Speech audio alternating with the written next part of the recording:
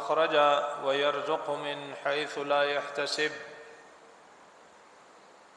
اللہ تبارک و تعالیٰ کے احسانات، اللہ تعالیٰ کی نعمتیں بہت زیادہ ہیں۔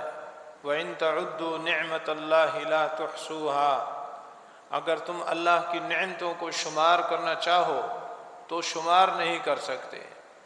اللہ تعالیٰ کی نعمتوں میں سب سے بڑی نعمت کسی بندے کے پاس یہ ہے کہ اسے ہدایت نصیب ہو جائے، ایمان والی زندگی نصیب ہو جائے۔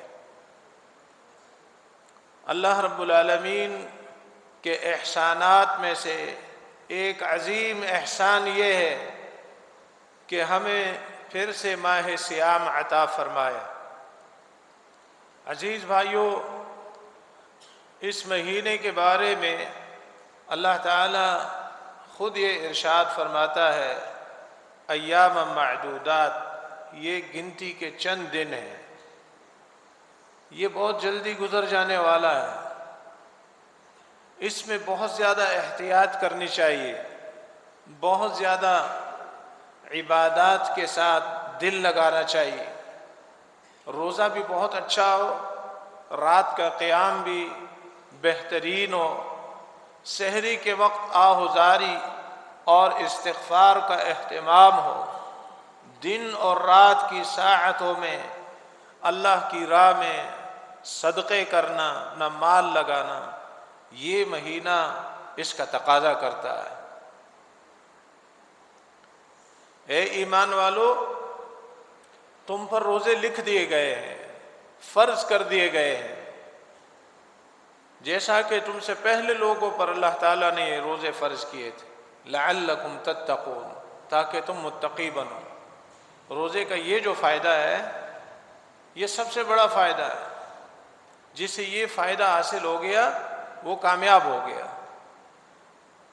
کوئی مشکل اس کے آگے مشکل نہیں لگے گی، وہ ہر پریشانی سے نکل آئے گا، اس کے غم زائل ہو جائیں گے، اسے اللہ تعالیٰ حیات طیبہ عطا فرما دے گا۔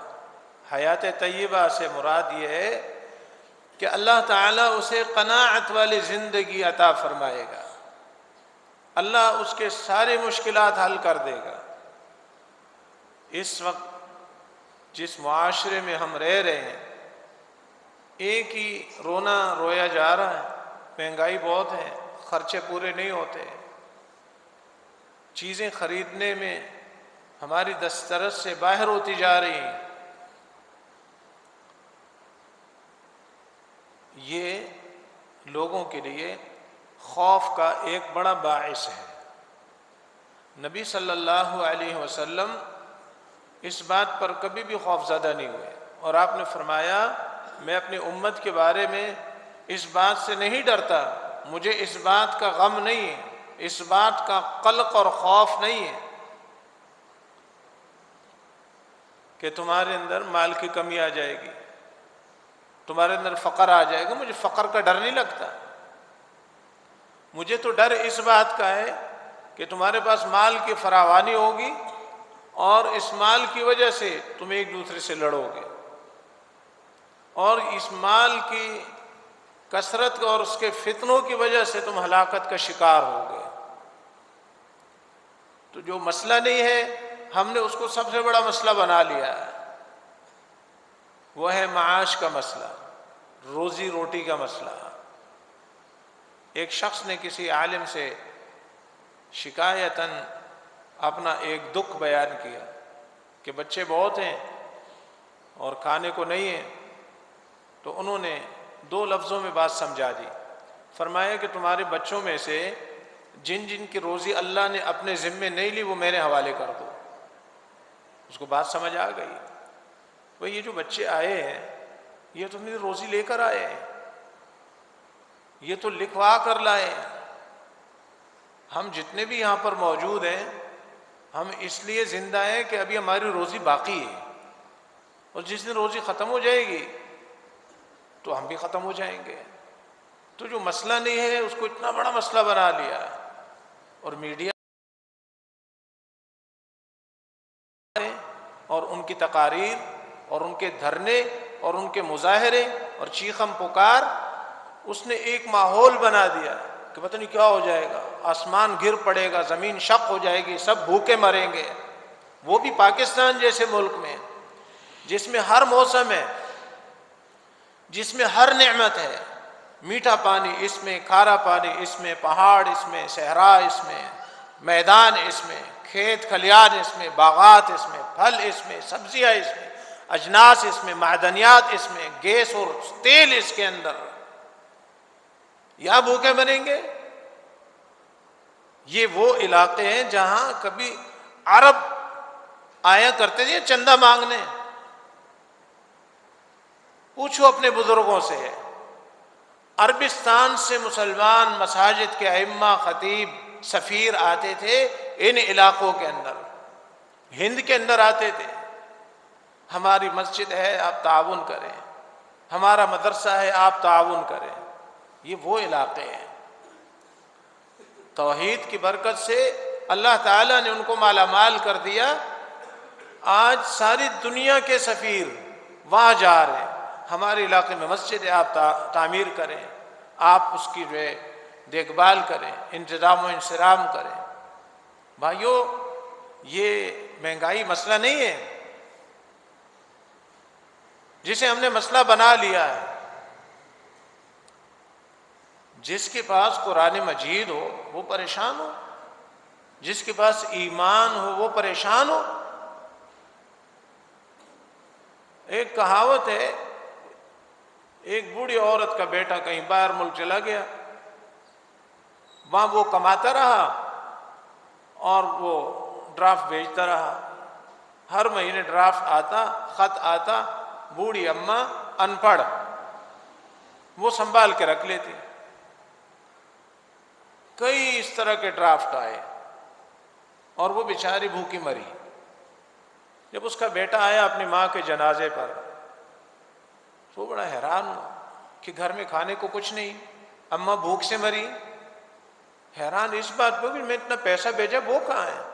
جب کھولا تو دیکھا سارے سامان کے اندر جو وہ چیزیں پیپر سب پڑے ہوئے. اماں کو یہ نہیں پتا کہ بیٹا مجھے پیسے بھیج رہے، پیپر ہے، یہ کرنسی، یہ پیسے، جہاں بینک سے پیسے نکلواؤ، اپنی ضرورتیں پوری کرو.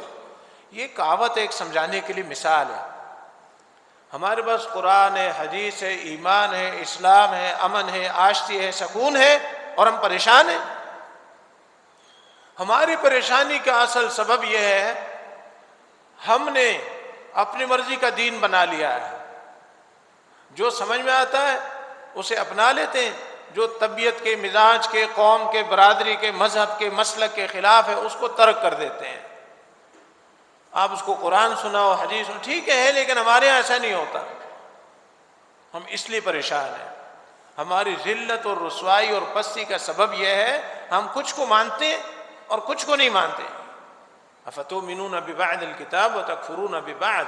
کچھ کو مانتے ہیں، کچھ کو نہیں مانتے. زبانی تو کہتے ہیں ہم سب کو مانتے ہیں، پریکٹیکل یہ ہے کہ جو مزاج کے خلاف ہے، طبیعت کے خلاف ہے، اس کو ماننے کے لیے تیار نہیں.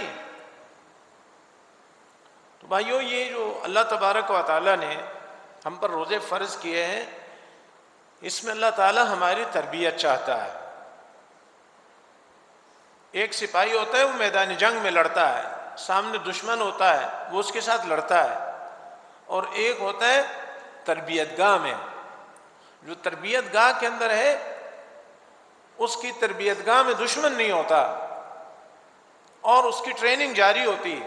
اور اس کو مسلسل یہ کہا جاتا ہے کہ تربیت میں اپنا وقت ضائع نہیں کرنا، جو کہا جا رہا ہے اس کو برابر کرتے رہنا. ایکسرسائز میں بھی سستی نہیں کرنی اور جو ڈیوٹی دی گئی اس میں بھی سستی نہیں کرنی. ہم گویا ماہ سیام کے اندر آ کر، یہ اللہ کا کرم ہے کہ اس نے ہر سال میں ہمیں ایک پورا مہینہ عطا فرمایا کہ ہر سال ایک مہینہ تمہاری تربیت، ریفریشر کورس کے لیے، تربیت کے لیے اللہ نے مقرر کیا. اچھا، جس دشمن سے ہمیں لڑنا ہے اس کو اللہ تعالیٰ نے باندھ دیا ہے، سلسلۃ الشیاطین، اسے اللہ نے باندھ دیا ہے. ومردۃ الجن، جو سرکش قسم کے جنات ہیں ان کو اللہ تعالیٰ نے باندھ دیا ہے اور تمہیں کھلا موقع دے دیا ہے. اب مسجد میں آنا آسان کیوں ہے؟ اس لیے کہ وہ سرکش بندہ ہوا ہے، اس کا داؤ نہیں چلتا۔ تو آپ یہ کہہ سکتے ہو کہ بہت سارے لوگ تو ابھی بھی جو ہے روزہ خور ہیں اور بے نمازی ہیں، تو اصل میں وہ ان کے جماعت میں شامل ہو چکے ہیں، وہ ان کے نمائندے بن چکے ہیں، شیاطین کے نمائندے ہیں، شیاطین نے ان کو اپنی لائن پہ لگا دیا ہے۔ اور ہم جیسے گناہگاروں، فقیروں اور مسکینوں کو اللہ تبارک و تعالیٰ نے بچایا اور رمضان تک پہنچایا، اور دشمن کو باندھ دیا، اور ہم سے یہ تقاضا کیا کہ دیکھو یہ روزہ ہے، اس میں یہ اور یہ اور یہ احتیاط ہے۔ سب سے پہلے اللہ تعالیٰ نے ہماری عادی چیزیں چھڑوا دی ایک وقت تک۔ یہ عادی چیزیں جو عام دنوں میں، عام راتوں میں جائز ہیں، حلال ہیں، اللہ تبارک و تعالیٰ نے عارضی طور پر روک دیا ہے کہ آپ نے کھانا نہیں ہے، پینا نہیں ہے، اور کچھ اور پابندی اللہ تعالیٰ نے لگا دی۔ دیکھو اللہ تعالیٰ ہم سے گناہ کیسے چھڑواتا ہے۔ گناہ چھڑوانے کے لیے اللہ جائز چھڑوا رہا ہے کہ تو جائز چھوڑنے کی ٹریننگ کر لے، تاکہ تیرے اندر یہ چیز پیدا ہو جائے کہ گناہ کو کیسے چھوڑا جائے گا۔ کہتا ہے نا کہ میں سگریٹ کا عادی ہو چکا ہوں، نہیں چھوڑ سکتا، فلاں نشہ اور فلاں چیز اور فلاں چیز اور فلاں چیز کا میں عادی ہو چکا ہوں، نہیں چھوڑ سکتا۔ تو پانی پینے کے ہم عادی ہیں، کھانے کے عادی ہیں، باقی چیزوں کے عادی ہیں، اب ثواب اور امید کی وجہ سے ہم اس سب کچھ کو چھوڑ دیتے ہیں۔ یہ اللہ تعالیٰ سمجھانا چاہتا ہے کہ بندے جو تو چھوڑنا چاہے تو چھوڑ سکتا ہے اگر تو چاہے تو۔ بتاؤ سگریٹ جو ہے زیادہ مضر ہے یا شراب؟ سگریٹ چھوڑنا زیادہ مشکل ہے یا شراب چھوڑنا مشکل ہے؟ شراب کا نشہ بہت خطرناک ہے، شراب پی کے بندے کو جو ہے ہوش نہیں ہوتا۔ اللہ اکبر۔ تو حرمت شراب سے پہلے شراب تو عربوں میں پی جاتی تھی، ہر گھر کے اندر شراب ہوتی تھی، قیمتی سے قیمتی اور پرانی سے پرانی شراب۔ اللہ اکبر۔ اللہ کا حکم آ گیا، لوگ بیٹھے ہوئے، دسترخوان لگے ہوئے، کھانا کھایا جا رہا ہے، شرابیں پی جا رہی ہیں۔ رسول اللہ صلی اللہ علیہ وسلم کے منادی نے اعلان کر دیا، لوگوں اللہ تعالی نے شراب حرام کر دیا۔ بس وہ ان کا آخر تھا، جس کے منہ میں شراب تھی اس نے تھوک دی، جس کے منہ کے ساتھ جام لگا ہوا تھا پھینک دیا، جس کے گھر میں شراب کے مٹکے بھرے ہوئے تھے توڑ کر بہا دیے۔ مدینے کی گلیاں یہ شراب سے رنگین ہو گئیں، اتنا شراب بہنے لگا، سب ضائع کر دیا، سب برباد کر دیا۔ کیا چیز تھی؟ انہوں نے یہ کہا کہ ہم کسی ہاسپٹل میں ایڈمٹ ہو جاتے ہیں، آہستہ آہستہ کر کے چھوڑ دیں گے۔ نہیں، ایمان کی ان کی ٹریننگ تو جاری تھی نا، ایمان ایسا پختہ تھا، ہر قسم کی تکلیف برداشت کرنے کے تیار ہو گئے۔ پھر شراب نہیں پی انہوں نے۔ یہ ہمارے ایمان کا مسئلہ ہے، ایمان ہمارا کمزور ہے جب ہم کہتے ہیں فلاں چیز نہیں چھوڑ سکتے۔ تو بھائیو، روزہ ہم سے جائز چیزیں چھڑوا کے اصل میں یہ ٹریننگ دیتا ہے، یہ حجت اللہ پوری کرتا ہے کہ تو ناجائز کو کیسے نہیں چھوڑ سکتا۔ لعلکم تتقون، اللہ تعالیٰ تمہیں اس کی وجہ سے متقی بناتا ہے۔ نبی علیہ السلام کی حدیث ہے التقوی ہا ہونا، تقوی ادھر ہوتا ہے، دل کی طرف اشارہ کیا۔ تقوی یہ دل کے اس احساس کا نام ہے کہ بندہ روزے کی حالت میں وضو کرتا ہے، پانی منہ میں ڈالتا ہے، تھوک رہا ہے، اور ایک قطرہ جو ہے وہ اس کے حلق سے نیچے نہیں اترتا، ایک قطرہ۔ کون سی چیز ہے جو اس کو منع کر رہی ہے؟ احساس ہے کہ میرا روزہ ٹوٹ جائے گا، اللہ روٹ جائے گا، اللہ ناراض ہو جائے گا، میں یہ نہیں پی سکتا۔ دیکھنے والی آنکھ کوئی نہیں ہے، ایک گھونٹ بھی نہیں پی رہا، ایک قطرہ بھی نہیں پی رہا کہ میرا روزہ ہے۔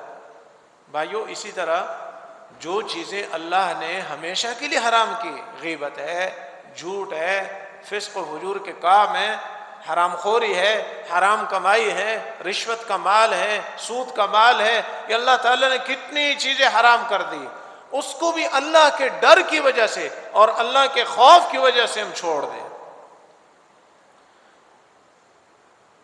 روزہ ہم سے صرف کھانا پینا نہیں، گناہ چھڑوانا چاہتا ہے۔ کتنی بڑی قید لگا دی کہ تم بھوکے ہو، پیاسے ہو، تکلیف برداشت کر رہے ہو۔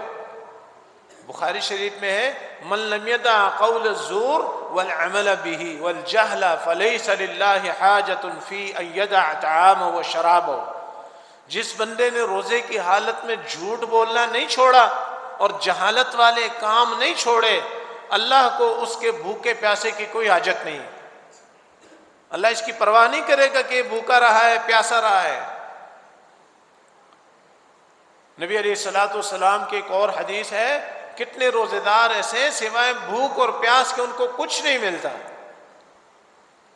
اور جن کو کچھ ملتا ہے ان کے اندر اوصاف کیا ہوتے ہیں؟ جیسے اس حدیث میں کہ جھوٹ نہیں بولنا، وہ جھوٹ نہیں بولیں گے، وہ روزے کی حالت میں بھی اور بغیر روزے کی حالت میں جھوٹ بالکل نہیں بولیں گے۔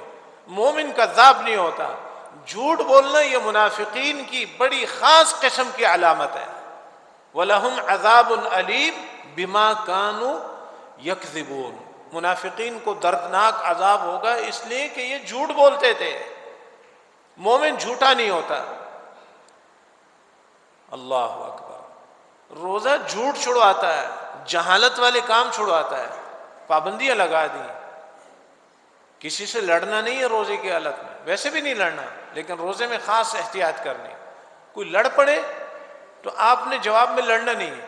کسی کے منہ سے گالی نکل گئی، آپ نے وہاں پہ گالی کے جواب گالی سے نہیں دینا، زیادہ سے زیادہ یہ کہنا ہے میرا روزہ ہے۔ یہ حدیث کے اندر الفاظ ہے کہ آپ اس لڑنے والے کو جواب میں صرف اتنا کہو کہ میرا روزہ ہے، بس یہ جواب کافی ہے۔ یہ جواب آپ کو حدیث سے ملا ہے۔ روزے کی حالت میں بھائیوں جب بندہ احتیاط کرتا ہے تو پھر اس کو کیا ملتا ہے؟ من صام رمضان ایمانا، جس نے رمضان کے روزے رکھے ایمان کی حالت میں، واحتسابا، اور اس کا اجر کا امید ہو، اجر کی امید ہو، ثواب کی امید ہو۔ روزہ ہم کیوں رکھتے ہیں؟ تاکہ ہمیں اجر ملے۔ بعض لوگ کہتے ہیں کہ ہمیں اجر سے کوئی غرض نہیں ہے، جنت سے کوئی غرض نہیں ہے، بس اللہ راضی ہونا چاہیے۔ یہ بات صحیح نہیں ہے۔ اللہ راضی ہوگا تو اللہ تعالیٰ جنت دے گا نا، اللہ راضی ہوگا اجر و ثواب عطا فرمائے گا۔ یہ تو ہمیں نبی علیہ الصلوۃ والسلام نے تعلیم دی کہ روزے کی قبولیت کے لیے یہ بنیاد ہے، ایمان اور احتساب فی العمل۔ احتساب فی العمل کیا ہے؟ کہ آپ جو بھی نیک عمل کرو اس میں اللہ تعالیٰ سے اچھے کی امید رکھو، اجر کی امید رکھو، ثواب کی امید رکھو، اللہ کی رضا کی امید رکھو۔ یبتغون فضلا من اللہ ورضوانا،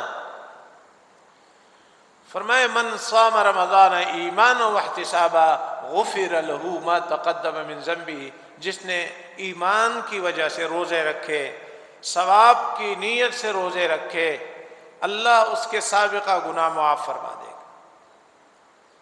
پھر اس مہینے میں جس نے من قام رمضان ایمانا واحتسابا غفر له ما تقدم من ذنبہ، جس نے ایمان کی حالت میں ثواب کی امید سے رات کو قیام اللیل کی تراویحیں پڑھی، اللہ اس کے سابقہ گناہ معاف فرما دے گا۔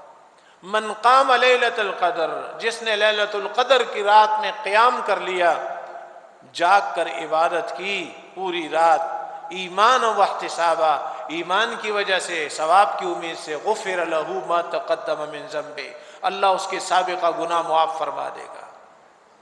اللہ تعالیٰ روزے پر کتنا اجر عطا فرماتا ہے؟ یہ حدیث بڑی ہی کمال کی حدیث ہے۔ اللہ خود یہ فرماتا ہے الصوم لی،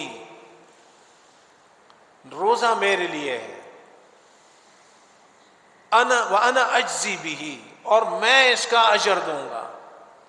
اللہ تعالیٰ نے یہ علم اپنے پاس رکھا ہے کہ روزے پر میں نے کتنا اجر دینا ہے، اور یہ یاد رکھیں اللہ کی عطا بہت بڑی، یعنی اللہ تعالیٰ بے حساب اجر دے گا جو روزے رکھتا ہے۔ روزہ صبر سے شروع ہوتا ہے، صبر پہ ختم ہوتا ہے۔ روزہ صبر کا ایک دوسرا نام بھی آپ اس کو کہہ سکتے ہیں کہ یہ صبر سکھاتا ہے، بندے کو صابر بناتا ہے، بندے میں حلم پیدا کرتا ہے، بردبار بناتا ہے۔ اللہ اکبر۔ اور قرآن مجید میں اللہ تعالیٰ فرماتا ہے انما یوفی الصابرون اجرہم بغیر حساب، اللہ تعالیٰ صبر کرنے والوں کو بلا حساب اجر عطا فرماتا ہے۔ جنت کے لیے اللہ تعالیٰ نے 8 دروازے بنائے ہیں، ان دروازوں کے اللہ تعالیٰ نے نام رکھے ہیں، ان ناموں میں ایک نام ہے باب الریان۔ نبی علیہ السلام نے فرمایا باب الریان جنت کا وہ دروازہ ہے، قیامت کے دن کہا جائے گا این الصائمون، کہاں ہے روزے دار؟ روزے داروں کو کہا جائے گا اس دروازے سے اندر داخل ہو جاؤ۔ جب آخری روزہ دار اس گیٹ سے پار ہو جائے گا تو پھر اللہ تعالیٰ اس کو بند کر دے گا۔ آج رمضان میں یہ کھلا ہوا ہے، فتحت ابواب الجنہ، سارے دروازے جنت کے رمضان میں کھل جاتے ہیں۔ غلقت ابواب جہنم، اور جہنم کے دروازے بند کر دیے جاتے ہیں۔ بھائیو وہ جو باب الریان ہے، باب الصلاۃ ہے، باب الجہاد ہے، الگ الگ نام ہیں، مختلف اعمال ہیں، ان اعمال میں جس بندے نے جس عمل میں جتنے زیادہ نمبر لیے وہ دروازہ اس کے لیے۔ آپ کے پاس پیپر آئے نا، 5-7 سوال ہے، حل کرنا ہے، جس سوال کو جتنا اچھا حل کرتے ہو اس میں سب سے نمبر زیادہ ہوتے ہیں نا۔ یہ جنت کے 8 دروازے ہیں، مختلف اعمال ہیں، جس عمل میں زیادہ خوبی ہوگی وہ دروازہ آپ کے لیے۔ اب ایک بندہ ہے صرف رمضان کے روزے رکھتا ہے، لیکن وہ شوال کے 6 بھی رکھتا ہے، عاشورے کا بھی رکھتا ہے، 9 محرم کا بھی رکھتا ہے، عرفے کا بھی رکھتا ہے، ذوالحجہ کے 9 روزے بھی رکھتا ہے، ایام 20 کے 3 روزے بھی رکھتا ہے، پیر جمعرات کے روزے بھی رکھتا ہے، یا صوم داؤدی جو ہے اس کا اہتمام کرتا ہے۔ تو باب الریان ایسے لوگوں کے لیے تو ہوگا، روزے سے ایسی محبت ہے۔ نوجوان ہے، نکاح کا موقع نہیں بن رہا، حدیث پر عمل کرتے ہوئے نفلی روزوں کا اہتمام کرتا ہے، تقوی حاصل کرنے کے لیے، ایمانی طاقت حاصل کرنے کے لیے۔ بے حیائی کا یہ جو گندا سیلاب بہہ رہا ہے، اس سیلاب سے بچنے کے لیے مسلم مصلح متقی نوجوان نفلی روزوں کا خوب اہتمام کرتا ہے، اپنے باپ کے گناہوں کا کھاتا سیاہ نہیں کرتا کہ باپ نیک ہے، متقی ہے، حاجی ہے، اپنے بچے کی شادی نہیں کر پا رہا کسی عذر کی وجہ سے، تو یہ بیٹا بھی اتنا صالح ہے کہ یہ بھی گناہ کر کے اپنے باپ کو گناہگار نہیں کرتا۔ کیا کرتا ہے؟ روزے رکھتا ہے۔ ایک آدمی فرض نماز پڑھتا ہے، 12 سنت اہتمام کے ساتھ پڑھتا ہے، اشراق کا بھی پابند ہے، تہجد میں بھی اٹھنے کی کوشش کرتا ہے، نفلی نمازوں میں جو ہے یہ شوق رکھتا ہے، تحیت الوضو، تحیت المسجد، استخارے کی نماز، پریشانی کی نماز، یہ ساری نمازیں وہ کوشش کرتا ہے، نماز میں اس کا بڑا دل لگتا ہے، نماز میں اس کو مزہ آتا ہے، سکون ملتا ہے، آنکھیں ٹھنڈی ہوتی ہیں۔ باب الصلاۃ ایسے لوگوں کے لیے۔ ایک آدمی اس پر جو ہے جہاد فرض ہو گیا ہے، کہا گیا نکلو جہاد کے لیے، اور ایک آدمی ہے اس کو کہا نہیں گیا، وہ خود سے پیش ہو رہا ہے۔ جیسے جن لوگوں پر جہاد فرض نہیں تھا وہ چھوٹی عمر میں آئے، واپس کر دیا، پھر آئے، لشکر میں چھپتے پھر رہے ہیں، اس پہ نکلنا لازم نہیں ہے، لیکن جنت کے شوق میں، جہاد کے جذبے سے سرشار ہے، شہادت کا متمنی اور طلبگار ہے، اس کی وجہ سے جہاد میں آگے آگے آ رہا ہے۔ باب الجہاد ایسے لوگوں کے لیے بھائی۔ ابوبکر صدیق رضی اللہ تعالیٰ عنہ نے فرمایا کہ کوئی ایسا بھی ہے جس کو جنت کے 8 دروازوں سے بلایا جائے گا؟ آپ نے فرمایا ہاں ابوبکر، ایسے بھی لوگ ہوں گے جن کو جنت کے تمام دروازوں سے بلایا جائے گا، مجھے امید ہے کہ تم بھی انہی لوگوں میں سے ہو۔ یہ ابوبکر صدیق رضی اللہ تعالیٰ عنہ کی شان۔ بھائیو ایک عمل میں آپ کو بتاتا ہوں، آج بھی اگر بندہ اس عمل پر پابندی کرتا ہے، کوشش کرتا ہے، تو اللہ تعالیٰ اس کو بھی جنت کے 8 دروازوں سے بلوائے گا۔ وہ کون سا عمل ہے؟ فرمایا اللہ کی راہ میں 2 چیزیں دینا. یہ 2 کھجوریں بھی ہو سکتی ہیں, 2 مرغیاں بھی ہو سکتی ہیں, 2 بکرے بھی ہو سکتے ہیں, 2 بیل بھی ہو سکتے ہیں. یعنی جو چیز جفت شکل میں دے. روپیہ دے رہا ہے تو 2 روپے دے, سمجھے بات؟ ایک دے رہا ہے تو دوسرا ساتھ دے. فرمایا من انفق زوجین فی سبیل اللہ, جو اللہ کی راہ میں جوڑا جوڑا مال خرچ کرتا ہے, نودی من ابواب الجنہ, اسے جنت کے تمام دروازوں سے بلایا جائے گا. یہ عمل ہے. تو بھائیو, اگر ہم نے اس مہینے میں احتیاط کر لی اور صحیح روزے رکھے, آنکھوں کی حفاظت کی, ڈرامے نہیں دیکھے, فلمیں نہیں دیکھے, تاش نہیں کھیلا اور لڈو نہیں کھیلی اور شطرنج نہیں کھیلا. یہ بھی آپ کو بتا دوں, لڈو کھیلنا, شطرنج کھیلنا, یہ کتنا خبیث عمل ہے. کیرم بورڈ کھیلنا کتنا خبیث عمل ہے, بتاؤں آپ کو. مسلم شریف کے حدیث کے اندر آتا ہے کہ جس بندے نے ایسا کھیل کھیلا, اس کے بارے میں علماء کہتے ہیں وہ کھیل جو بورڈ کے اوپر کھیلا جاتا ہے, بورڈ کے اوپر کوئی گتا ہے, کوئی بورڈ ہے, کوئی لکڑی کا تختہ ہے, اس پہ کھیلا جاتا ہے, جیسے شطرنج وغیرہ ہے, یہ بورڈ پہ کھیلنے جانے والے عمل ہے. نبی علیہ السلام نے فرمایا کہ اس نے اپنے ہاتھ کو گویا خنزیر کے خون اور اس کے گوشت میں ڈبو دیا ہے. یہ کھیل اتنے گندے ہیں. یہ جیسے خنزیر کے اندر جو ہے, خنزیر کے گوشت میں اور خون میں ہاتھ ڈبونا ہے. روزے میں ان تمام کھیلوں سے اپنے آپ کو بچانا ہے اور روزے کے بعد بھی بچانا ہے.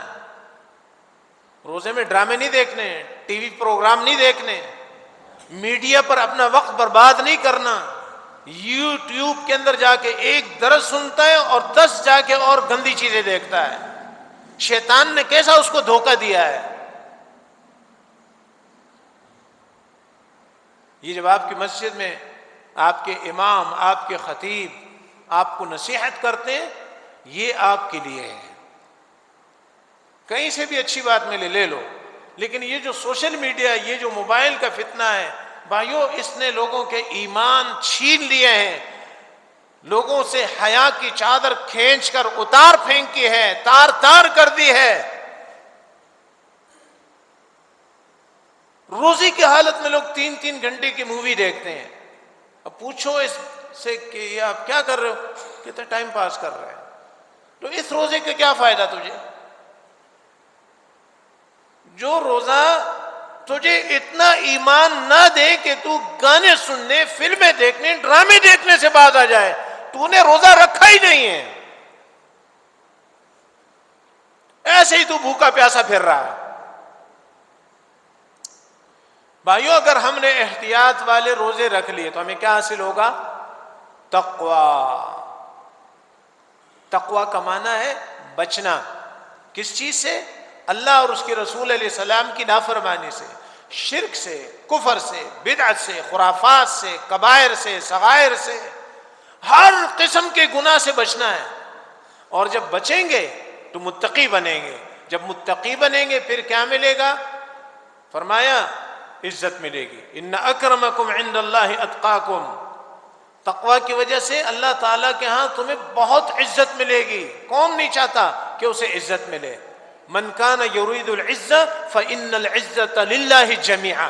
جو عزت کا طلبگار ہے تو عزت اللہ کے پاس ہے, اور جو عزت اللہ کے پاس ہے وہ تقوی کی وجہ سے ملے گی. دشمن پر غلبہ چاہیے. وَاعْلَمُوا أَنَّ اللَّهَ مَعَ الْمُتَّقِينَ. اللہ تعالیٰ کی معیت تقوی والوں کے ساتھ ہے. روزے قبول کروانا چاہتے ہو, نمازیں, قربانیاں, اپنے صدقات, تلاوت قرآن قبول کروانا چاہتے ہو, فرمایا انما یتقبل اللہ من المتقین, سورۃ المائدہ. یقیناً اللہ تعالیٰ صرف متقین کے اعمال کو قبول کرتا ہے.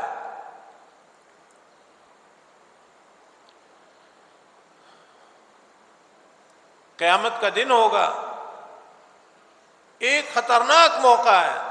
جسے کہتے ہیں پل صراط، اس پل صراط کو اللہ نے جہنم پہ لگایا اور جہنم سے گزر کر پھر جنت میں جانا ہے۔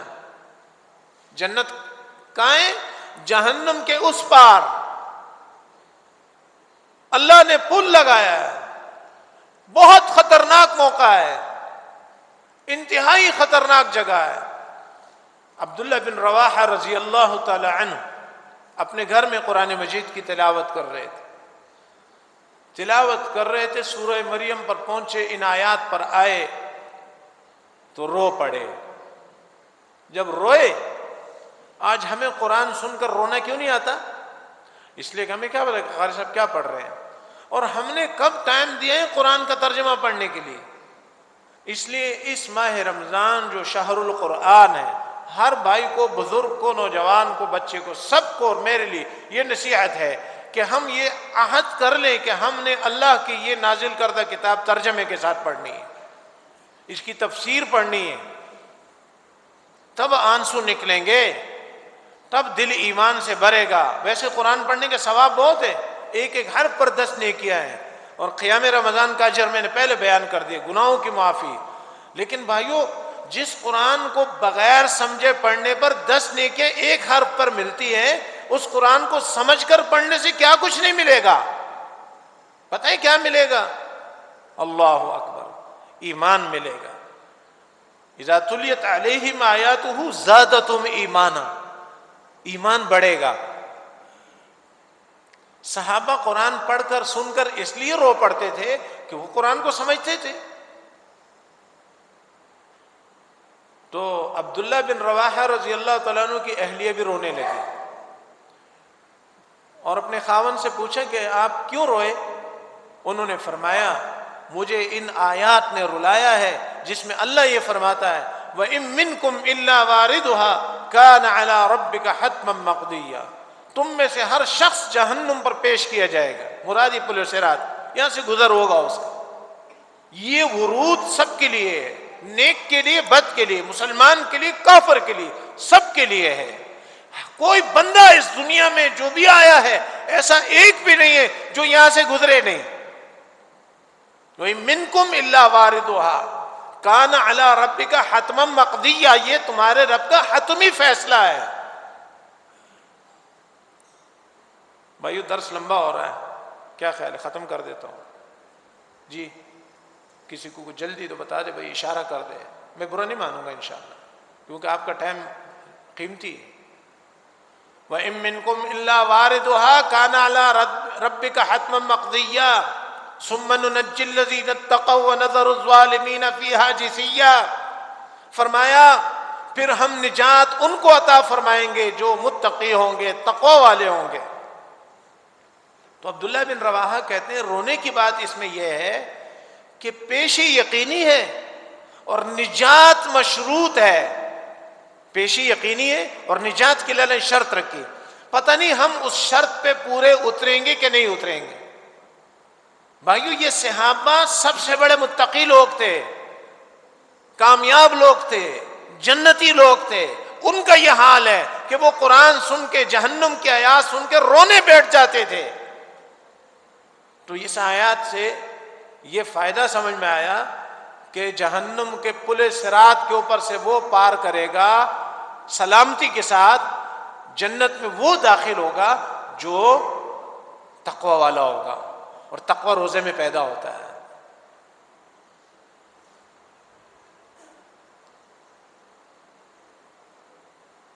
دنیا میں جو مہنگائی کی وجہ سے پریشان ہے، روزی روٹی کے لیے پریشان ہے، کون ہے جو یہ چاہتا ہے کہ اس کے گھر میں مال ہو، حلال ہو، وافر ہو، ضروریات سے بھی زیادہ ہو، اور ایسے ہو کہ ہم اللہ کی راہ میں خرچ کریں، لوگوں کو افطاریاں کروائیں، سحریاں کروائیں، فقراء مساکین پر جو ہے خرچ کریں؟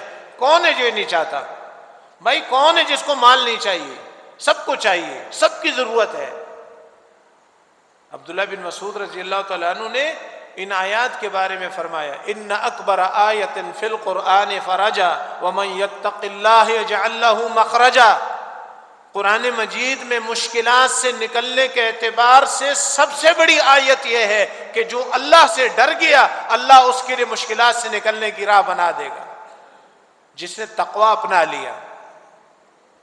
وَيَرْزُقْهُ مِنْ حَيْثُ لَا يَحْتَسِبُ، اور اللہ اس کو ایسی جگہ سے روزی دے گا جہاں سے اس کو گمان بھی نہیں ہوگا۔ تو روزی کا وعدہ تقوی کے ساتھ ہے۔ اللہ تعالیٰ روزی تو کافر کو بھی دے رہا ہے، لیکن مومنوں کو اللہ تعالیٰ تقوی کی وجہ سے جو روزی دے گا وہ حلال، طیب، پاکیزہ، اس کا نتیجہ بڑا شاندار ہوگا۔ وَلَوْ أَنَّ أَهْلَ الْقُرَىٰ آمَنُوا وَاتَّقَوْا لَفَتَحْنَا عَلَيْهِمْ بَرَكَاتٍ مِّنَ السَّمَاءِ وَالْأَرْضِ، اگر بستیوں والے ایمان لے آتے، توبہ کر لیتے، وَاتَّقَوْا، تقوی والے بن جاتے، لَفَتَحْنَا عَلَيْهِمْ بَرَكَاتٍ مِّنَ السَّمَاءِ وَالْأَرْضِ، ہم ان پر آسمان کے برکت کے دہانے کھول دیتے اور زمین کے بھی۔ آسمان سے برکتیں نازل ہوتی، برکت والی بارشیں ہوتی، اور زمین سے برکت والی روزی اگتی، غلہ، اناج اگتا، پھل، باغات جو ہے لدے ہوتے پھلوں سے۔ یہ تقوی کا نتیجہ ہے۔ الا تحبون ان یغفر اللہ لکم، کیا تمہیں پسند نہیں کہ اللہ تمہیں معاف کر دے؟ وَيُدْخِلَكُمُ الْجَنَّةَ، اور تمہیں جنت میں داخل کر دے۔ ہر بندہ یہ چاہتا ہے کہ مجھے جنت ملے، تو اللہ تعالیٰ نے قرآن مجید کی بہت ساری آیات کے اندر راستہ یہی بتایا ہے۔ جنت کا ذکر کیا، جنت میں ایسا پانی ہوگا جو خراب نہیں ہوگا، ایسا دودھ ہوگا جو خراب نہیں ہوگا، ایسا شہد ہوگا جو مصفہ ہوگا، پاک ہوگا، ایسی شراب ہوگی جو بڑی لذیذ ہوگی۔ یہ جنت کا اللہ تعالیٰ تذکرہ کرتے کرتے کرتے فرماتا ہے اعدت للمتقین، یا فرماتا ہے وعد المتقون، اس کا وعدہ اللہ نے متقیوں سے کیا ہے جو تقوی والے ہیں۔ ادھر درس میں تو بڑا مزہ آتا ہے سننے کا اور سنانے کا، لیکن پھر بندہ جب، جیسے آپ کلاس کے اندر اپنے استاد سے لیکچر سنتے ہو اور آپ کیمسٹری پڑھتے ہو، بایولوجی پڑھتے ہو، فزکس پڑھتے ہو، انگلش، میتھ وغیرہ وغیرہ، پھر جب امتحان گاہ میں بیٹھتے ہو نا، پھر آپ کی پڑھائی کا پتہ ادھر چلتا ہے کہ آپ نے صحیح پڑھا، صحیح یاد کیا، پھر آپ امتحان گاہ میں بیٹھ کے اس کا نتیجہ ادھر نکلتا ہے۔ ادھر مسجد میں درس سن کے تو سب بندے سر ہلا ہلا کے جو ہے بتاتے ہیں کہ ہاں واقعی بہت بڑی بات، بڑی بات، لیکن جب ہم میدان میں اتریں گے، مسجد سے باہر جائیں گے، بازار میں جائیں گے، سامنے سے کوئی عورت آ رہی ہوگی جو بے پردہ ہوگی، اب آپ کے اس درس کا نتیجہ ادھر نکلے گا۔ اگر آپ کی وہاں آنکھیں دوسری طرف ہو گئی، اس کے چہرے کی طرف، اس کے جسم کی طرف نہیں دیکھا، تو آپ تقوی والے ہیں۔ یہاں سے نکل کر جب آپ اپنی دکان پہ جا کے اب جب آٹا تولنا شروع کریں گے، چینی تولنا شروع کریں گے، سودا دینا شروع کریں گے، ادھر اگر آپ ترازو کو صحیح استعمال کرتے ہیں تو درس کا اثر ادھر ترازو میں نظر آئے گا کہ یہ اللہ سے ڈرتا ہے، یہ کم نہیں تولتا، یہ جھوٹ نہیں بولتا، دھوکہ نہیں دیتا، ملاوٹ والا مال نہیں بیچتا، دودھ میں پانی ملا کے لوگوں کو پانی دودھ بنا کے نہیں دیتا۔ یہ درس میں تو سب بندے سر ہلا ہلا کے بتاتے کہ واہ واہ، لیکن بات یہ ہے بھائیو، یہ میں اپنے ٹوٹے پھوٹے الفاظ میں سمجھانے کی کوشش کر رہا ہوں اپنے آپ کو، کہ بھائیو جب ہم پریکٹیکل کے اندر جائے نا، کہیں بھی مسئلہ جائے تو ہمیں وہاں قرآن حدیث پھر بھولے نہیں، یاد رہے، عمل کرے، اللہ کی ڈر کی وجہ سے نافرمانی اور معصیت چھوڑ دیں۔ تو بتاؤ اگر یہ سارے لوگ ایسے نیک پارسا بن جائیں تو یہ پریشان ہوں گے کبھی؟ تو نتیجہ یہی ہے، ہم پریشان اس لیے ہیں کہ ہم نے وہ راستہ چھوڑا ہوا ہے جس راستے پر چل کر پریشانیاں دور ہوتی ہیں۔ بھائیو یہ رمضان تقوی پیدا کرتا ہے، اس سے بھرپور استفادہ کرنا چاہیے۔ پہلے بھی آپ نے کئی رمضان گزارے ہیں، لیکن پچھلے رمضانوں میں آپ داڑیاں منڈواتے رہے، نمازوں سے غائب رہے، جھوٹ بولتے رہے، اور افطاری میں کھجور سے زیادہ سگریٹ کی فکر میں رہے۔ اب نہ اپنے اوپر رحم کھاؤ، اپنے اوپر رحم کھاؤ۔ اس رمضان میں یہ سوچو پتہ نہیں یہ رمضان ہمارا آخری نہ ہو۔ ابھی میں آ رہا تھا نا جب آپ کے پاس، تو پہلے آپ سے ایک بھائی نے کال کی، کہتے ہیں یار ظہر میں جنازہ آئے گا، جنازہ ہے۔ میں نے کہا میں تو درس پہ جا رہا ہوں، قاری صاحب پڑھا دیں گے۔ تو دیکھو یہ بھائی جو ہے آج جس کے بھی جنازہ تھا ہماری مسجد میں، یہ آج اس کا آخری روزہ تھا، اور شعبان کے آخری عشرے میں ہم نے تقریباً 5-6 جنازے پڑھے ہیں۔ ان کو یہ رمضان نصیب نہیں ہوا، اللہ ان کی مغفرت فرمائے۔ بھائیو یہ ہو سکتا ہے کہ اگلے رمضان ہم بھی نہ ہوں، آنے والا ليلۃ القدر کس کو نصیب ہوتا ہے یہ اللہ کو پتہ ہے، لیکن یہ جو لمحات ہیں، لمحات اس کو ضائع نہیں کرنا، اس کو نا اپنی نظروں کی حفاظت، کانوں کی حفاظت، زبان کی، نہ جھوٹ بولنا، نہ غیبت کرنا، نہ غلط دیکھنا، نہ غلط بولنا، نہ غلط سننا ہے، نہ غلط کرنا ہے، نہ غلط کی طرف جانا ہے۔ جہاں تمہیں علم ہے کہ یہ بات اللہ کو پسند نہیں ہے تو مجھے بھی پسند نہیں ہونی چاہیے۔ جہاں تمہیں پتہ ہے کہ اس بات پر اللہ غضبناک ہوتا ہے تو اللہ تعالیٰ کے غضب سے بچنے کے لیے اس بات سے بچنا ضروری ہے۔ میرے محترم بھائیو، اگر ہمیں ایسا رمضان نصیب ہو جائے تو پھر گویا ہم زمین پر چلتے پھرتے جنتی ہوں گے۔ اللہ تعالیٰ ہمیں ایسا ہی کر دے۔ اقول قولی ھذا واستغفر اللہ لی ولکم ولسائر المسلمین۔